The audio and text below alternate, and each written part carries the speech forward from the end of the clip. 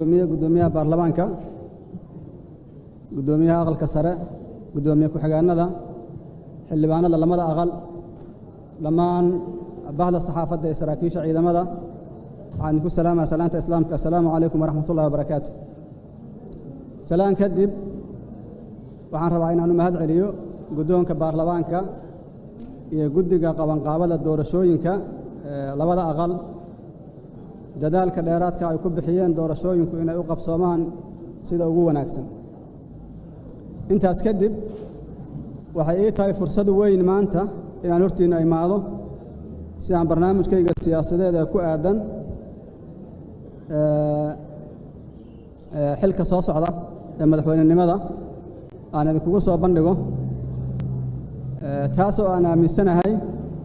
inaan wada garwaaqsannahay inay tahay marxalad aad iyo aad muhiim u ah una baahan dadaal iyo wada shaqayn ka badan intii hore mudanayaal iyo marwooyin waxaan soo marnay maraaxil kala duwan ilaahay subxaanahu wa tacaala waxaan uga mahad celinaynaa maanta inaan joogno meel aan ka hadlayno maalmo iyo saacado inay nooga dhiman tahay doorashooyinka waxaan ka aaminsannahay doorashooyinka Soomaaliya inay yihiin wadiiqada kaliya keeni karta in siyaasad degan iyo horumar oo ka dhaca dalkan isla markaasna xooji karta dawladnimada marka waxaan rabaa inaan uga mahad celiyo cid kasta oo gacan ka geysatay doorashadaanu inay dhacdo aan ognahay xilligeedii wax badan inay ka dib dhacday intaas markii laga gudbo waxaa la socotiin marxaladihii la soo dhaafay iyo baahiyada kala duwan ee dadka Soomaaliyeed ay u qabaan dawlad taabagash xildhibaanada sharafta leh waxaan rabaa inaan u sheego waxyaabaha priority-ga ile ama muhiimadda koobaad ile dalka Soomaaliya oo aan aaminsanahay inay keeni karaan in dhidibada loo aaso dawlad wanaagsan oo soo celisa amniga soo celisa kalsoonidii shacabka Soomaaliyeed dhexdooda ka jirtay iyo kalsoonidii looga qabay adduunka intiisa kaleba qorshaha koobaad ee xukuumaddeedu insha Allah wuxuu noqon doonaa amniga sidaan wada ogsannahay amnigu wuxuu ku imaanayaa muhiimadda koobaad maadaama dalkan uu soo maray dhibaatooyin fara badan ay ugu dambeeyeen inay lixaadsadeen ama awoodeysteen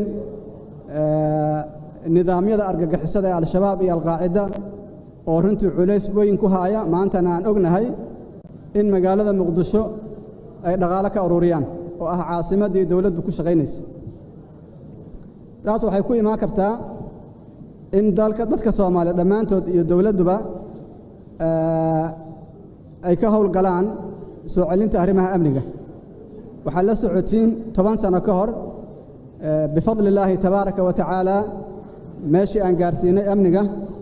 annagoo ilaahay subxaanahu wa tacaala uga mahad celinayna magaaladan maalintii aan imaanaynay waxaan u maleynayaa 6 xaafadood kaliya inay gacanta dawladda ku jireen 6daas xaafadoodna kama marayn joogitaanka al-shabaab laakiin nasiib wanaag dadaalkii la sameeyey iyo ilaahay fadligiisa maalintii doorashada la qabanayo ee 2012 ciidamada dawladda iyo ciidamada gacanta siinaya Amisom waxay sii marayeen labada shabeelle magaaladan waxaa loogu socday si xorriyad leh baabuurta ka baxda magaalada muqdisho waxay tagayaan caasimadaha kale ee gobolada maantana waa ognahay meesha ay joogaan annagoo khibraddaas ka faa'iidaysanayna waxaan rabnaa inaan dib u habeen ku sameeyno ciidamada qalabka sida militariga booliska una qaabayno hab keeni kara inay gutaan waajibaadkooda waa garwaaqsanahay in lagu soo kordhiyey wax badan oo iga dambeeyey laakiin mar haddaysan gudanin waajibaadkii laga rabay oo magaalada muqdisho maanta aan ku baqayno waxaan u baahannahay inaan ka fikirno hadafkii amniga inaan xaqiijino taasna waxay ku imaan kartaa qorshe cad oo hufan oo xukuumaddu ay la timaado aan ka shaqayn doono insha Allah tabaaraka wa tacaala waxaa intaas garab socod doona dhismaha hay'adaha kale ee kaba amniga oo ay ka mid yihiin cadaaladda waxaan aaminsannahay amni inaan la sugi karin haddaan cadaaladu jirin waxaan wada ognaa maanta garsoorku meesha uu joogo waxa keenayana waxay u baahan yihiin dad iyo budget keeni kara inay gaarsiiyaan cadaaladda meel walba oo suurtagal ah marka waxaan xoojin doonaa marka budgetka garsoorka waxaan lagu samayn doonaa dib u habayn waxaan ballan qaadayaa insha Allah tabaaraka wa tacaala waa la isxantaa waxa la yiraahdaa madaxdu ma jecla maxkamadda dastuurka dhismaha ma jecla waxaan ballan qaadayaa biidni Ilaahi tabaaraka wa tacaala maxkamadda dastuurka 3 sano oo ugu horeysa inay dhameystiranto ujeedada aan ka leeyahana waxay tahay dawladnimada waxa bays u ah cadaaladda dalkan waxa u burburayna waa cadaalad la'aanteed cadaaladdu ama ha noqoto mid siyaasadeed ama ha noqoto mid garsoor ama ha noqoto mid bulsho ama ha noqoto mid dhaqaale waxay u wada socod doonaan si wada jir ah oo is dhamaystiraysa taas ayaan aaminsanahay inay keeni doonto ama xoojin doonto amniga waxa garab socod doona sidaas oo kale arrimaha dib u heshiisiinta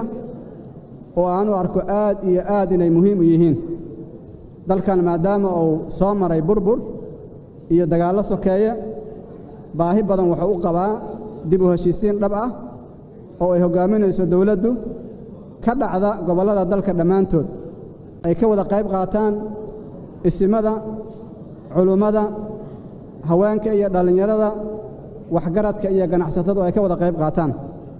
ummadda Soomaaliyeed waxaan aaminsanahay inaysan baahi u qabin qabiil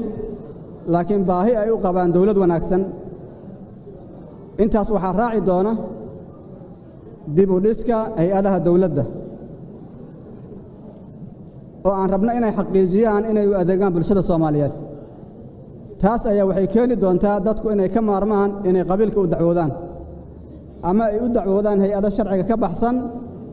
sida al-shabaab iyo al-qaacida oo aan ognahay culays badan inay ku hayaan waxaan kor u qaadi doonaa kalsoonida dadka Soomaaliyeed dhexdooda ka jiri jirtay oo qorshaha dawladda number 1 asaguna ka ah sababtuna waxay tahay dawladnimadu waa inay dhistaa kalsoonida dadka dhexdooda ah meesha in badan oo siyaasiyiin ay ku mashquulaan ummadda inay kala geeyaan aniga xukuumaddeedu waxay ku mashquuli doontaa inay midayso dadka Soomaaliyeed ahdaaf waaweyn oo xaqiijinayaan oo keeni karta inay awoodooda fikir awoodooda waxqabad isugu geeyaan ayay la imaan doontaa biidni Ilaahi tabaaraka wa tacaala waxaan rabaa inaan u gudbo arrimaha dhaqaalaha oo asagana aan aaminsanahay inuu qayb ka yahay soo celinta amniga nuqdooyinka aan soo sheego oo dhan iyo barnaamijka dawladdeedu ama xukuumaddeedu dhammaantood waxay u adeegi doonaan arrimaha amniga sida aan soo sheegnay dib u heshiisiinta iyo fidinta cadaaladda iyo kor u qaadidda kalsoonida dadka ka dhex jirta waxay kor u qaadi doonaan arrimaha amniga waxaan rabaa meeshaas inaan uga gudbo arrimaha dhaqaalaha oo iyaguna laba maarmaan ama tiir weyn u ah in dadka Soomaaliyeed laga fikiro dakhligooda in kor loo qaado midda ugu horeysa waa si dardargelinta arrimihii deen cafinta oo ogtiin inay dib u dhaceen culays badan ay ka soo laabteen waxay noqon doontaa tilaabada koobaad ee xukuumadda ay qaadi doonto in arrintaas ay ka shaqeyso sidaas oo kale in kor loo qaado wax soo saarka dalka sida beeraha kalluumaysiga iyo waxyaabaha kale oo la midka ah waxa garab socod doona insha Allah tabaaraka wa tacaala arrimaha ganacsiga taas oo aan ognahay in dadka Soomaaliyeed aad iyo aad ugu tiirsan yihiin arrimaha ganacsiga aqoon fiican ay u leeyihiin loogana yaqaan adduunka dad hal abuur leh waxaan fududayn doonaa hab kasta oo keeni kara dhaqaalaha dalka ama ganacsigu inuu kor aado ama kor u socdo waxaan yareyn doonaa caqabaadka ay kala kulmaan nidaamka ayaan fududayn doonaa waxaan u samayn doonaa ganacsatada yaryarka dhiirigelin halkaas waxaan rabaa inaan uga gudbo qodob kale asaguna muhiim ah oo ah waxbarashada waxbarashadu ayadana waxay ka mid tahay waxyaabaha muhiimka ah ee xukuumaddayda ay xoogga saari doonto waxaan ognahay dadka Soomaaliyeed maanta jooga waxay u badan yihiin dhalinyaro mana helaan waxbarashada ay u baahnaayeen ma xasuusto ilaa hadda hal iskuul ama hal jaamacad oo dawladdu ay leedahay oo lacag la'aan ah dadka halka inta fadhiya inta waaweyn aan dhaho intooda badan waxay wax ku soo barteen waxbarasho lacag la'aan marka waxaan suuro gali doonaa insha Allah tabaaraka wa tacaala waxbarashadu inay noqoto lacag la'aan isla markaasna kor loo qaado tayada lana gaarsiiyo dhalinyarada Soomaaliyeed meel ay joogaan waxaan la soconaa dhalinyarada Soomaaliyeed maanta waxay u qaybsameen qayb tahriibta qayb ay duntaan hay'adaha argagixisadu iyo qayb jidadka taagan oo aan haynin fursad inta fursadda haysatana ma helaan waxbarasho tayo leh si aan u xaqiijino qaran tilaabo qaad wanaagsan sameeya waxaan xoojin doonaa arrimaha waxbarashada halkaas waxaan uga rabaa inaan uga gudbo arrimaha caafimaadka ayaguna laga maarmaan ah waxaan ognaa sidaas oo kale inuusan jirin isbitaal dawladeed oo lacag la'aan ah waxaan la wada soconaa baahida dadka Soomaaliyeed ay u qabaan caafimaad tayo leh haddana lacag la'aan ah sidaas darteed waxaan abuuri doonaa ama kor u qaadi doonaa xarumaha caafimaad ee dalka ku yaala ayaan ayagana kor u qaadi doonaa waxaan rabaa inaan u gudbo arrin aad iyo aad muhiim u ah oo ah wada shaqaynta hay'adaha dawladda maadaama dalkani uu yahay dal federaal ah nidaam federaalna la soo qaatay waxaan xoojin doonaa wada shaqaynta xukuumaddayda iyo dawladaha federaalka oo aan ognahay xilliyadii la soo dhaafay in lagala kulmay dhibaatooyin fara badan waxaan aaminsanahay wada shaqaynta dawladda dhexe ama dawladda federaalka iyo dawladaha xibnaha ka wada shaqayntoodu inay abuuri doonto arrimaha aan soo sheegnay inay hirgelintoodu fududaato mudanayaal iyo marweyn waxaan idin ballan qaadayaa haddii aan ku guulaysto tartanka madaxweynenimada ee soo socda wada shaqayn dhow inaan la yeesho baarlamaanka ama labada aqal kuna caawi doona inay gutaan waajibaadkooda sida ugu wanaagsan waxaan ka fogaan doonaa faragelin iyo hor istaag labada aqal waxaana ku ekaa doonaa xuduudda sharciga ku qoran waxaan rabaa inaan idiin sheego dastuurka maanta yaalla waa kii 12 aan soo gabagabaynay waxaan ballan qaadayaa ilaahay idankiisa inaan dhammaystiro dastuurka gaarsiiyana afti dadweyne ilaahay idankiisa sidaas oo kale waxaan rabaa inaan ku soo gabagabeeyo 4 sano in dalkan ay ka dhacdo doorasho xur ah oo xalaal ah oo toos ah waxaan wada ognahay xilliyadii la soo dhaafay caqabaadkii iyo dhibaatooyinkii lagala kulmay doorashooyinka maadaama khibrad fiican aan u helnay waxaan ku dadaali doonaa inaan dib loogu naqanin doorashooyin dadban iyo kuwa kaleba lana aado lana gaarsiiyo dalka